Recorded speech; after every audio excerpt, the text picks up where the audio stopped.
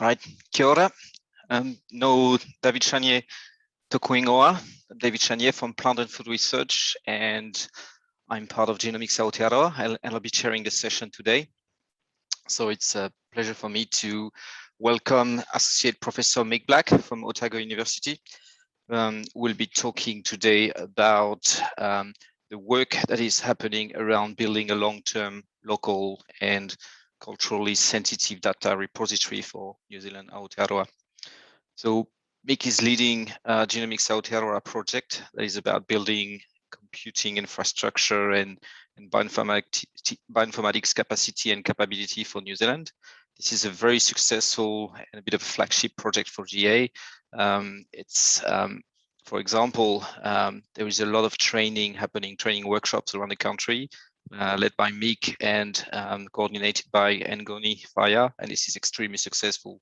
Most of those workshops are well oversubscribed and they reach to the entire research community from various level of learnings and many topics being taught. So Mick, yeah, please tell us more about your Genomics Aotearoa data repository, and we'll listen to your talk. Thank you. Kia ora, David.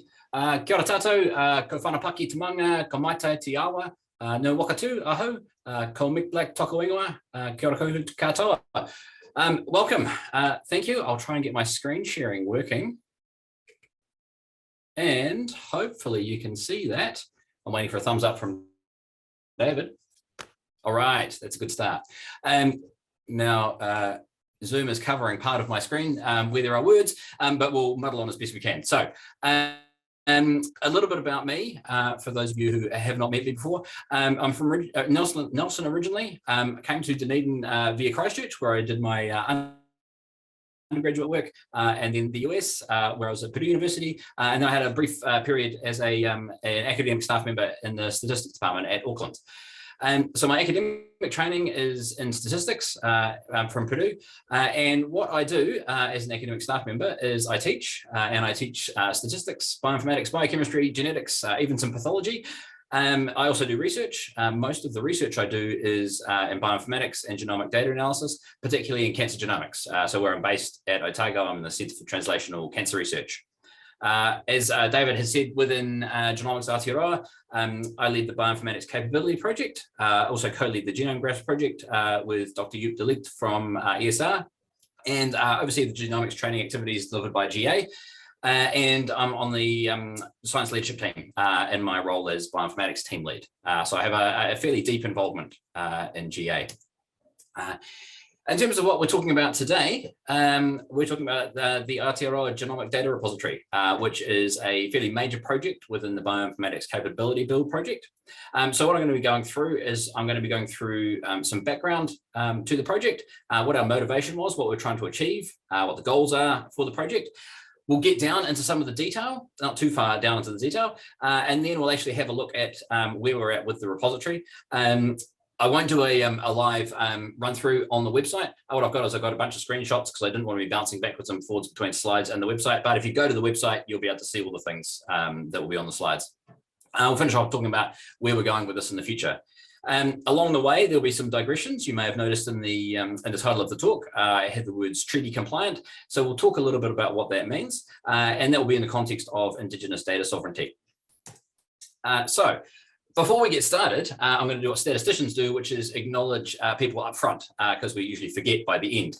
So a huge vote of thanks to the GA team who have been involved in this. So we've got Libby Liggins there, Miles Benton, Rudy Browning, myself, as part of the core bioinformatics team within GA.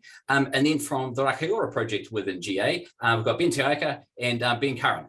And that core group from GA have been involved in a lot of the discussions and the development that's gone on as this project has moved forward. The people who've actually been doing the work in this space are the NESI team based in Auckland. So we've got John Hu, Brian Flaherty, and Aaron Perkins. And we've all been meeting weekly to discuss next steps for the data repository and talk through where things are going. And so it's been a really huge team effort, and it's been a great thing to be a part of.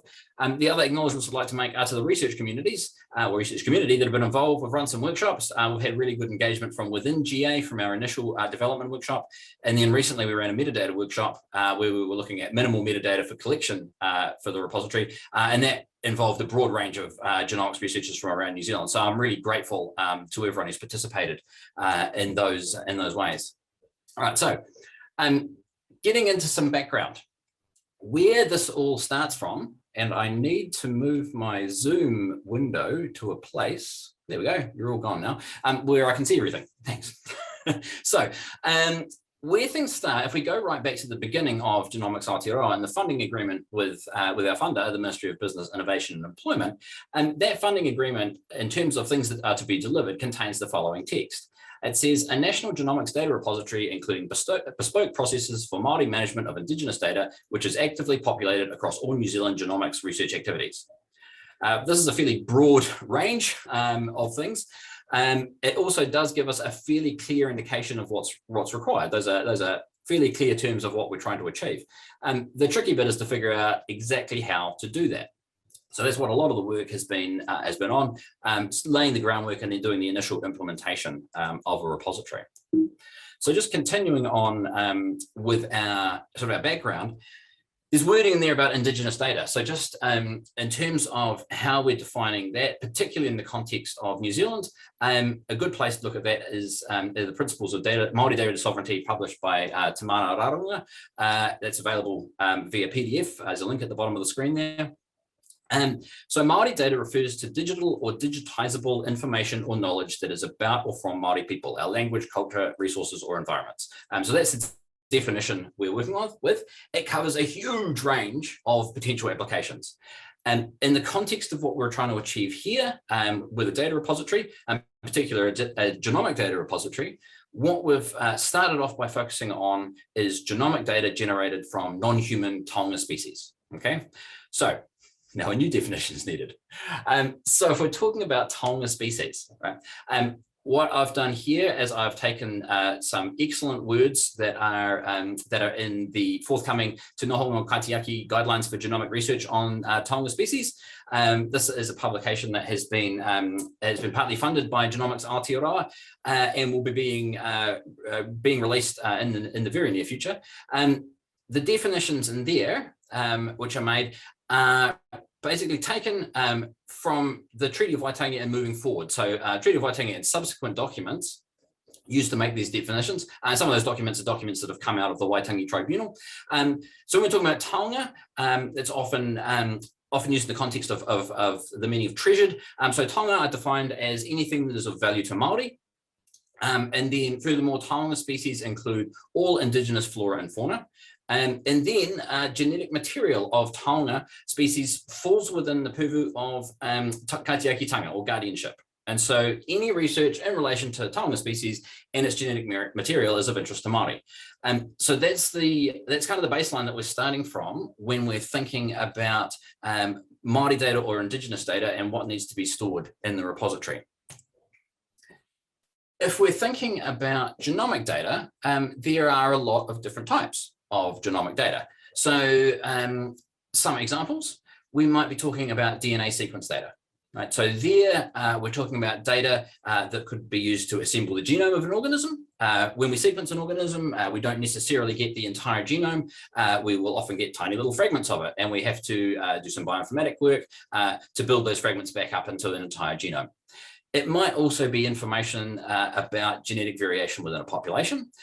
So there it is looking at the genetics which are different between different individuals in a population. And a really good example of this is DOC's Kakapo sequencing program, so the Department of Conservation, where they have sequenced the genome of all living kakapo. And so there's information about the genome itself, so what the actual structure of the genome is, and also information about the genetic variation that we see within individual kakapo, so between individual kakapo within that population. Another type of genomic data, just as an example, is what we call RNA sequence data. This is more dynamic information about gene activity in specific tissues or conditions. And also another one, again, that's reasonably common is metagenomic data. And this is where we've got DNA sequence data from a collection of organisms. And that could be DNA that's been extracted from an environmental sample, like a soil or a water sample. And we can use that to help identify which organisms are present or absent in that particular environmental sample. So all of these types of information, looking at the relationships between individuals within a population from a particular species, between species and their environments, and can therefore be considered as genomic whakapapa, because we're really thinking about a lot of relationships when we're generating these data. When we're thinking about the storage of data, we have some guiding principles. Some of those principles are summarized by the FAIR data principles. And so this was published back in 2016. And it was the idea that scientific data should be findable, accessible, interoperable, and reusable. So we should actually be able to discover that data. We should have the means to discover it. It should be put somewhere it can be found. We should have the means to access it. So we should be able to obtain access to that data through some mechanism. It should be usable. We should be able to use it with our software. We should be able to integrate it with other data sets, and it should be reusable, where it can be repurposed for other things. So other questions can be asked of that data. Now, I just want to make a point here that the FAIR data principles are often misrepresented as, or misinterpreted as advocating for what we call open data. Now, open data are universally publicly accessible. So anyone could download a data set from the internet. That would be a definition of open data. Whereas FAIR is only saying the data need to be accessible, and that access could be by an application mechanism. So you have to apply for access. So that would still fit within FAIR data principles. However, in scientific research, making genomic data open is actually often the default position. So often the default, and it's required by a lot of academic journals. So when researchers submit their research for publication, they are often required by that journal to make their genomic data publicly accessible. So I've written traditional here, inverted commas. I possibly should have written typical handling of genomic data. So what typically happens in scientific research, data and knowledge sharing are really fundamental concepts that underpin what I've written here today is the Western scientific process. There I'm meaning the typical research that is done in academic or research institutions around the world. Now, for non-human genomic data, and also a lot of human genomic data, there is the expectation that researchers will make their data completely openly available. There are some good reasons for this. It makes data sharing a lot easier. So it means that researchers can get access to data very easily. It does a lot to help ensure scientific integrity. So it ensures the integrity of both the data, so we can easily check the quality of a data set, and it also helps to ensure the integrity of the analysis methods that were used and the analysis that was performed. So having data as open goes a long way for science to make sure that good science is being done.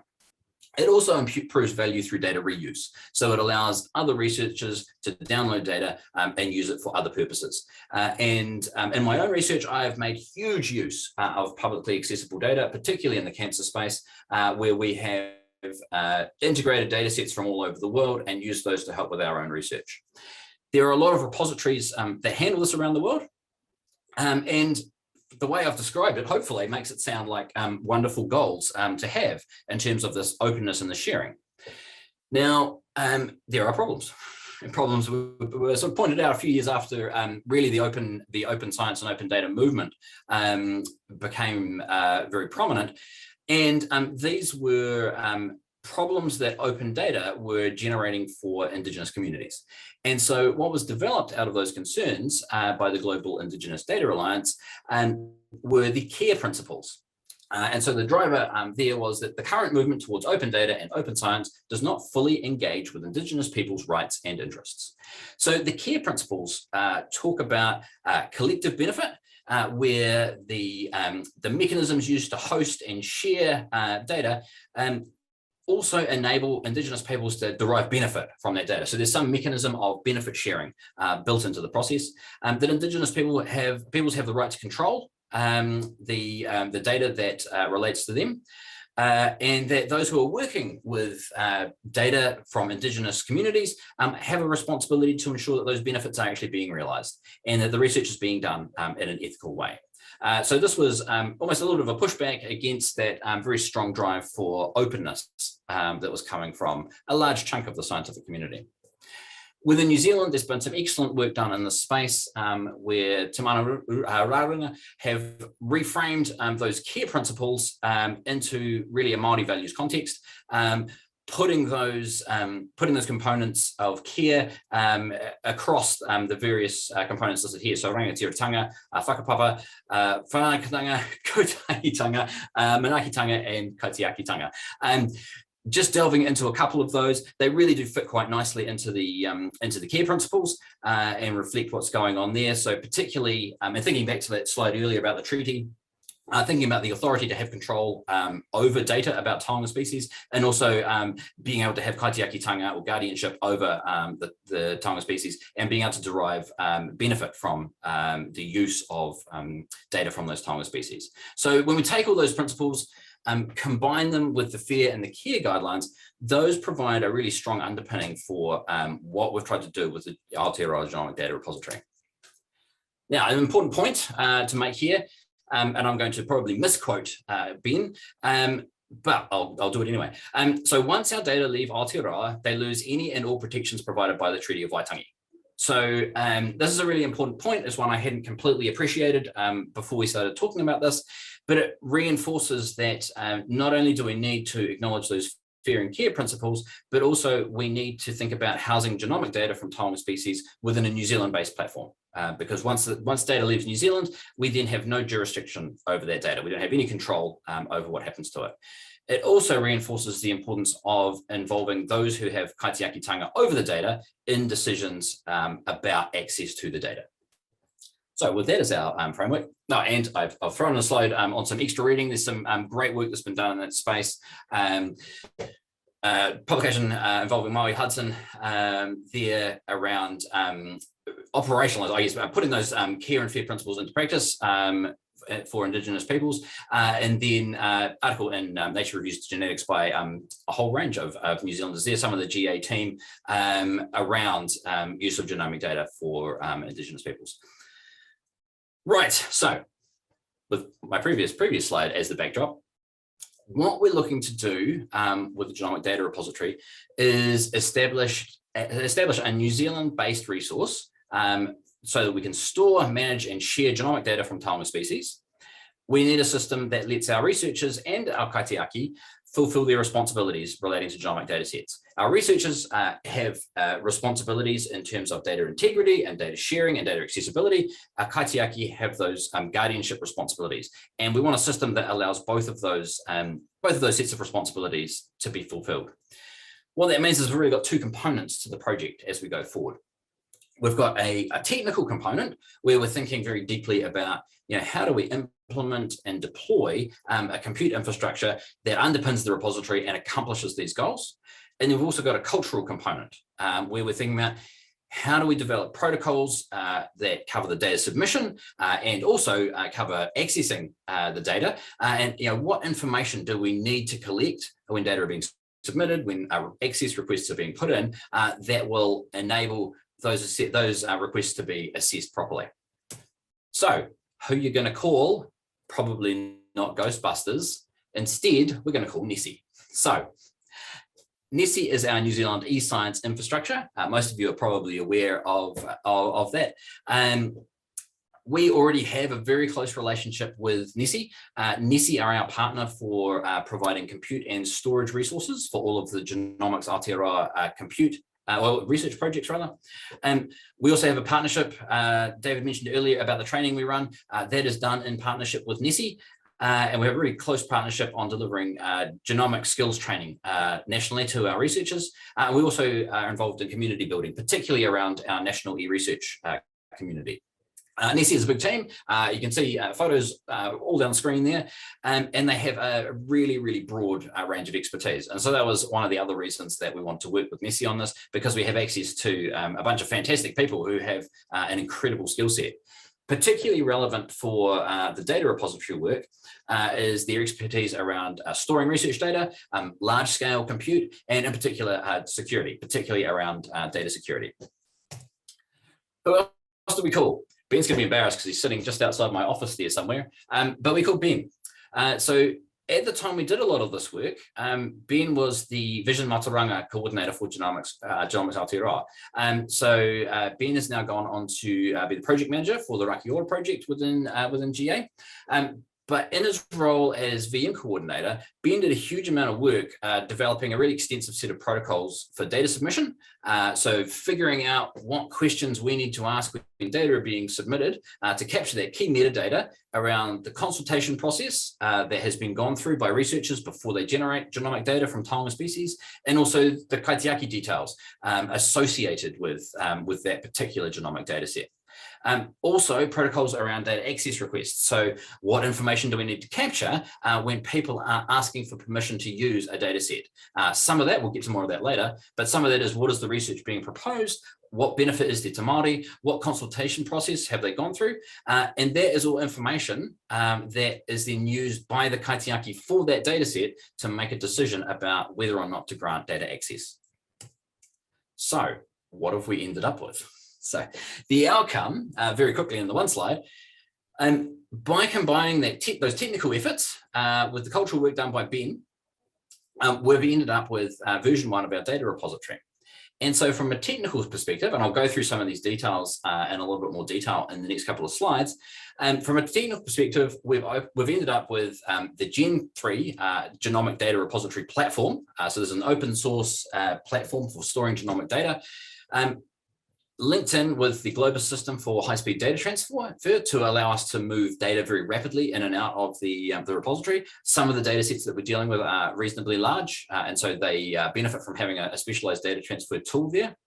And this has been deployed onshore using NESI compute and storage resources. So this is physically located within New Zealand. So fulfilling that requirement that we had about having to have things located onshore here. From a cultural perspective, we've taken those fair and care principles.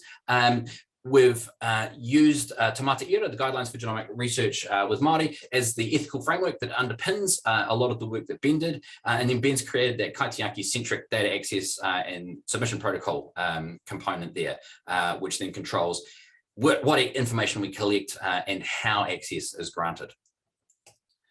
So just thinking about Gen 3, or talking about Gen 3, Gen 3 is an open source project. It was developed at the University of Chicago in collaboration with the National Cancer Institute in the US. It is used in some fairly major implementations worldwide. It's kind of interesting to me because one of those implementations is the Genomic Data Commons at the National Cancer Institute, and that hosts data from probably 15 to 20,000 tumors, huge amounts of genomic data, and it's one that I use all the time for my own cancer research. And so it was interesting that when NESI went out and they had the brief of basically figuring out what existing genomic data platform would be best for us to provide. And so it was interesting to me when they came back and said, hey, we've found this thing called Gen 3. It looks really good. They use it at the NCI. I said, I know, I use it all the time, which was great. So I didn't force the picking of that one, but it just happened that that was the one we came up with. And it's one that I was familiar with through the research I'd done, and it works really well. So another bonus of choosing an open source platform is that we get a lot of valuable work that's been done, or access to valuable work that's been done, and setting things up by University of Chicago and the National Cancer Institute. So all of the work that those teams did in getting to the point where they are today with this platform, we're able to benefit from that. And actually the NESI team have had some fantastic interaction with the Gen 3 development team. When we've hit a few snags over here with implementation, they've been very responsive in helping out with fixing things up and responding to our inquiries. So open source, freely available source code, very active community, and very great support coming from there. Another important thing is support for what's called data federation. The example here says we can point to data on the NCBI. So this is really another data warehouse in the US where a lot of genomic information is stored. If we wanted to, we would be able to have content within the data repository that would point through to the NCBI as if it were in our own repository without it actually being there. A more important point from the perspective of Indigenous data sovereignty is that We could also have a data set that was hosted elsewhere. For example, it could be physically hosted on compute resources owned by an iwi that we could point to. So it would appear as if we had that information in the repository, but it would never actually physically leave the control of the group that had kaitiakitanga over that data set. So that's another feature that we're looking at as part of Gen 3 that is potentially advantageous there. In terms of data transfer, I mentioned this before, Globus is the system that's actually been deployed for a number of years now in New Zealand, and we've been using it to transfer genomic data around the country and around the world. It's a framework for high-speed research data transfer. I took a snapshot yesterday of how much they've processed. I don't know if you can see my mouse on here, but this is megabytes, gigabytes, whatever comes after that, terabytes, petabytes. That's a lot of bytes. So this tool is used to transfer huge amounts of data around the world. You'll see we've actually got a Kiwi on here, and that is thanks to NESI being a national cyber infrastructure provider who is signed up as a member of the Globus Alliance. So within New Zealand, NESI and our Research Education Advanced Network New Zealand have been providing national support for Globus for a number of years. And that's what we're using for data transfer in and out of the repository. So it is a fairly user-friendly, somewhat user-friendly mechanism for enabling very fast data transfer, either to the repository from an institution or in the other direction. Oh, that snuck up on us. We're in. Okay, so let's have a look at this thing. So what have we actually put in place in terms of a data repository? The link is down here in the bottom right of the screen. And this is what you will hit if you go to that link. This is the landing page.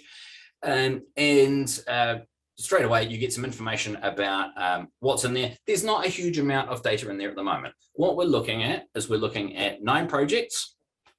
So across a range of organisms. We break those down into sub-projects. We're probably going to rename experiments, but you can think of an experiment as a subcomponent of a project, and then individual files that are in there. The color coding down here is just showing what percentage of each of these different objects is made up by, in this case, the Kakapo project. So it's one of the projects. It's a bunch of sub-projects in there. There might actually only be one sub-project in there, but it's actually a huge percentage of the files that we have in the data repository at the moment, because it's a fairly big project. From there, if you're interested in having a look at what projects there are, across the top here, there's a bunch of tabs. You can get to the projects either by going up into the top at the middle there, clicking on projects, or the big green button down here. I don't have to push it because I've already taken a screenshot. Within that projects interface, you get a listing of all the projects that are in there. I've just taken the top 3. There'll be another 6 underneath. As we get more projects coming in, we are probably going to have to alter the way in which this is displayed. So we'll have to add a search feature so that you're able to search through for projects, because at the moment it's just simply scroll down to see what projects are in there. And then if you click on one of these show details type links, you will, not that one. This one is looking at the Manuka project from Plant and Food Research. So when you click on the details link, you are taken to a screen which has some more details about the project. That is the details that you get are dependent on the information that we were provided with when the data was submitted. One of the things you'll see here, I can say this because David's online, it's a little bit sparse. It would be lovely if we had a little bit more information about this particular project, maybe a nice glossy photo of Manuka. But it provides some basic information about what is the project, and in this case, the data set contains gene predictions and a genome assembly for the Crimson Glory variety of Manuka. On there is some information about who to contact about the project. So Dan Jones is listed on there with his contact details. Now, that's not how you get access for the project. So Dan is the researcher listed as the contact for this project, but he's not the kaitiaki of the data set. And so if you are going to try to get access, there's a process to go through, and we'll talk about that a little bit later on. As you might expect, it's by clicking this big green button here, and that will begin the process of applying for access to this particular data set. But we'll have a little bit of a look at some of the other features first, and then we'll have a look at the data access process there. Right, so if you move across to the exploration tab at the top, we end up in an interface which, to anyone who's ever been to the National Cancer Institute in the US, looking at their genomic data repository or their genomic data archive, this will look pretty familiar in terms of the setup. So this is where you start getting into the nitty-gritty of what's actually stored in this repository and thinking about what sort of files you might like. So when we come in here, we get a listing. If we click on the experiments tab here, and we can start doing some filtering by the metadata that's associated with these samples that have been submitted.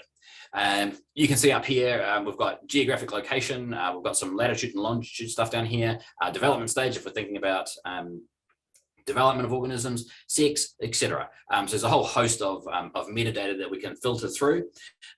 Just looking at the geographic location, and the most obvious thing is that we don't have a lot. Right, so for 13 of the experiments in there, we don't have any information about geography. We've got some fairly coarse information about some, South Island or North Island, one from Palmerston North, thank you Plant and Food, and then one from Inner Tasman Bay. And it would be really nice to have more information about where these samples have come from. So this is where we need to do work in terms of encouraging researchers who are making submissions and going back to them and just trying to tease out some more detailed information about that. The latitude and longitude one, as we're talking about, that would be really cool to have that sort of information available. One caveat to that is that that information could actually be quite sensitive.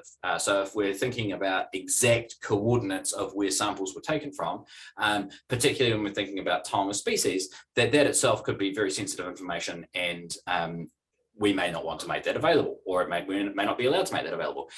Obviously, those coordinates can be rounded to a much more coarse value, so we can see the general area or maybe province in which a sample was collected. So really just showing here that we have the facility to incorporate a lot of these different types of metadata, but also that we don't have to make all of that metadata available. In terms of the metadata, I know I've got one more slide before that. So clicking over into the Files tab, again, it just gets down into more of the nitty-gritty about what's actually being stored in the database. So here we can see file counts per project. Again, you can see that Kakapo project's got the most files in there. For the genomics aficionados, you can see what types of files we're dealing with. So we've got basically raw sequence files coming off the sequencer as FASTQ. We've got FASTA for like genome assemblies, and we've got BAM files for aligned data. So we just get a breakdown of the different types of files that are in there. So these are all genomic data file formats, and then also a breakdown of the proportions of files from each of those projects in there. And then we get a listing of individual files coming up one after another. For those who are really interested in the structure of what's going on and what's being captured, you actually get the ability to delve into what's called the metadata dictionary. So this is how all of the information that's being collected, not the genomic information, but all of the additional information that comes along with it, how it's collected and organized and how it relates to each other. And so at the top here, we have what's called the program. And the program is basically the top level of the repository. So it's everything that is in the repository. And in this case, our program is called Taonga because all of the things within our program are in this Taonga species database.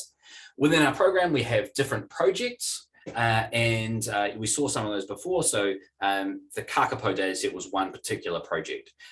We can then have different sub-projects within that project. And I mentioned before, those are currently called experiments. We're probably going to move away from that because in most cases, what's being collected as a sub-project isn't really an experiment.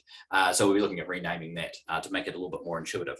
And then you delve down from there. So as you go down, there's more and more detailed information, and you can see how it is organized hierarchically here. If you click on something here, if I click on Indigenous governance over here, what will happen is it will pop open a little subtree here, and it will tell me something about this particular node. So it says within Indigenous governance, there are 3 required properties and there are 7 optional properties. If I click to open those, I get a screen popping open. I note that we need to add some descriptions for some of the things in here. And you see that 3 of those are required fields. So projects, what project is this thing called? Who's the submitter? And what type of data set is it? definitely we could handle some descriptions there. And then we see a bunch of non-required fields, and you might actually get quite concerned because we've got a lot of information about kaitiakitanga, which we're saying is not required. A word of explanation. So for some of the data sets that have come into the repository, we don't have that kaitiaki information available. If we made that required information, we wouldn't actually be able to get the data set into the repository. So we've relaxed that so that we can bring the data set in, but we've also noted that there is no kaitiaki information if there isn't, or if there's kaitiaki information that's recorded in there. So that's just an explanation of why we've got non-required there.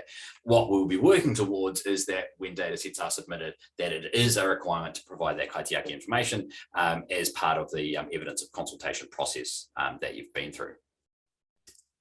I'm seeing a few things in the chat window popping in the chat thing popping up, but I'm not looking at the window. So if anyone desperately has a question or needs clarification of something, do feel free to just pop your mic on and ask a question. Right, something to note. So I've said I'll talk about the data access request process in a moment, but something to note, particularly for the Kakapo project, but it illustrates an important point. If you click on the Apply for Access button in the Kakapo project, what you'll actually get is redirected back to the Department of Conservation website. And that's because for this particular data set, the Department of Conservation has their own data access process that they work through. And so there you're directed back here and you'll work through the DOC process in order to request access for the data set. Now, if you get through that process and are granted access to the data set, what will happen is DOC will get in touch with Nessie, provide them with the details of whoever it is that they have provided access to, and Nessie will then arrange for access to that within the repository. They'll set up the Globus links and make it available. So what this illustrates is that you don't actually have to use the access and approval method that's been developed by GA. If you have got an established access and approval method available, we can work through that one through an external pathway as well. So just an illustration of one, what happens if you request access to the Kakapo data, and two, illustrating that there are other pathways that can be used for generating access requests. Just final thing to highlight under support, in the tabs is the support tab. If you click on there, you actually get taken to you're taken out of the data repository to a support interface where there's actually a huge amount of support, huge amount of information about how to navigate around the repository, how to get access to data. If we click on the next one. And how to set up your Globus endpoint to enable Globus access in and out of the database if you're uploading data or if you're accessing data. I will say some of this is slightly out of date at the moment because we've done a lot of work over the past couple of weeks on the repository. So we are going to have to go back through and make a few updates to our support documentation. But just be aware that there is quite a lot of documentation there around how to use the repository and how to get information out of it. So if we're thinking about data submission, back on the front page, there are a couple of buttons down in the bottom left corner. One was projects, the other was submit data. So if you click on the submit data button, you will be taken into a form. At the moment, that's a Google form. We are looking at whether there are other options to integrate in with the repository. But the sort of information that you have to work through are the basic sort of thing, who are you? What are your contact details? What species are you working on? Where did it come from? GPS coordinates. Now, GPS coordinates are an interesting one. I mentioned before that those might be sensitive. The GPS coordinates aren't necessarily for inclusion as metadata or inclusion as data as part of the project.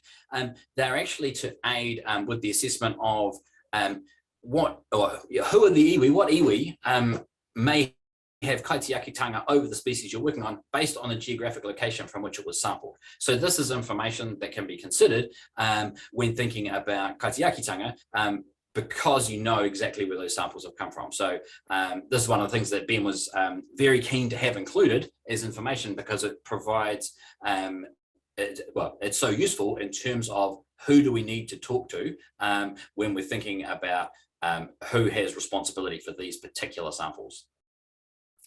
In terms of consultation and kaitiaki, there's information requested about the consent and consultation process that you've been through as a researcher to generate these data, and also information requested about kaitiaki-tanga for the data set. And there's very typical information about research institution, what the contacts there are, and then down into the more nitty-gritty about what are the files, how big are they, what are you trying to upload? So it's about 4 pages of information that you have to go through in terms of making the submission. And then there's additional forms to fill out in terms of the metadata about the actual data files that you work through with the NESI team. If you are requesting access, same thing. You click on the button, apply for access, you end up in a form, you select the data set that you are interested in. I think that's automatically tagged. If you're at a data set and you click apply for access, it automatically knows which data set you want. And then it sends you to a similar form. So looking for research name and contact details, whether or not the data originator or a Māori authority holder has already consented for you to have access to that data. Information about any Māori consultation that you have undertaken as part of the research that you are doing or proposing to do with the data set you want access to. So this is not consultation that has gone on to do with the original data set being generated. This is consultation in the context of the research you want to do by getting access to these data that are in the repository. So information on that, information about how you'll handle risk to Māori relationships, values, rights, and interests. Whether or not any recombinant DNA techniques are being proposed for use in the research that you're proposing, information about what are the benefits to Māori from the research you're proposing, information about how ownership and IP sharing will be handled, whether there are any aspects of the research you're proposing that are culturally or commercially sensitive, how well your research aligns with the Te Mate Ira guidelines, which presupposes that the researchers requesting access are familiar with the Te Mate Ira guidelines, and then some more specific information about the research institution they're coming from, what the project actually involves, what the sources of funding are, who's on the team, that sort of thing, and a whole bunch more stuff. So I may have gotten towards the end slightly. I know we're not doing too bad for time. So the broad brush summary is that version 1.0 of the data repository is up and running. It is still called the beta at the moment. The link is there. We will be doing an upgrade to the URL, so we will be moving to agdr.org.nz in the nearish future. There are a few technicalities we're working through within the NESI system about how the virtual environment that the repository runs on is actually hosted. Once that's all ironed out, then we'll upgrade to the new URL. Currently, researchers can deposit data at the repository. They can browse through the repository.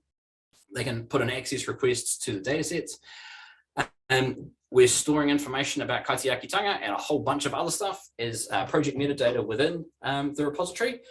Importantly, those kaitiaki are involved in decisions about getting access to the data. What's coming? So what are we working on? Currently, we're working on some of the technical aspects of searching through the metadata for finding things that you're interested in. On the next slide, I'll talk a little bit about integration of traditional knowledge and biocultural labels into the repository. We're working on keeping the documentation up to date because we know at the moment it's slightly out of date. Also working to get some additional project information from our submitters. So we've got some richer information about each of the projects. I said we had that workshop on minimal metadata requirements. So we're working to finalize those requirements so that we can make more recommendations for people submitting.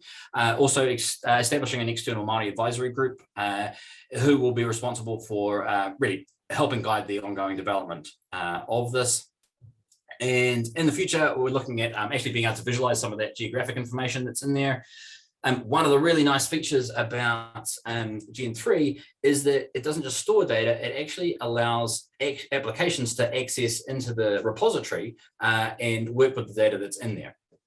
So what that means is, hopefully in the future, if there are data sets where there are, say, summary data which can be publicly accessible, or whole data sets that can be publicly accessible, we can have applications that sit on top of the repository where you're actually able to go and do some analysis.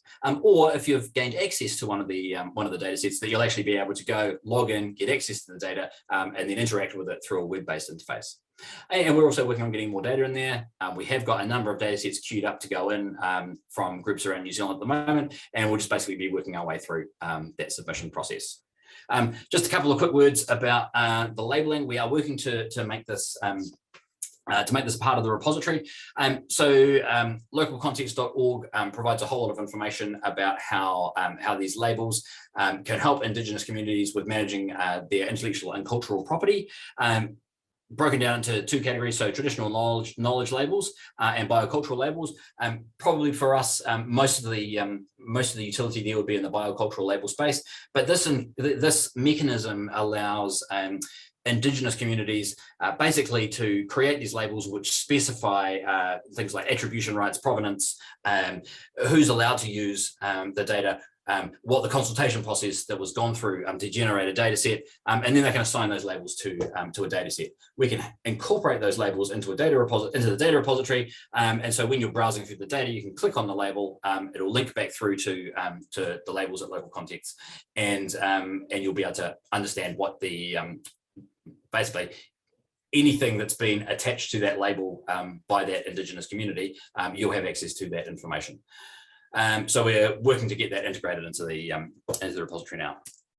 If you're interested in having a bit of a read about some of the work we've done in the data repository and also just the use of metadata in general, there are some nice case studies, one from Dr. Kim Hanley at Auckland, one from Dr. Libby Liggins at Massey, on those things, just to help give, I guess, a deeper understanding of what's going on with some of the repository work.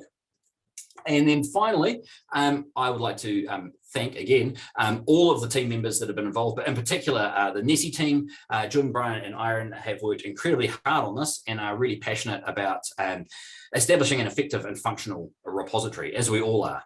I would really like to thank Ben Tiaka for all the amazing work he did in developing those submission and access protocols, and also for everything I've been involved in, not just the GA stuff, all my research and teaching work as well. I've had some fantastic advice in the Te Ao Māori space from people like Ben, Phil Wilcox, Alana Alexander, Maui Hudson, have all been very, very generous with their time. So thank you for that. Finally, I would like to thank the Ministry of Business, Innovation and Employment as our funder, and Nessie and our GA partner institutions, and all of you for your attention today. So thank you. Thank you, Mick, and thank you all for joining today. There will be more GA seminars, so watch that space, watch those announcements in the next few days. Thank you very much and have a great weekend, everyone. Bye-bye.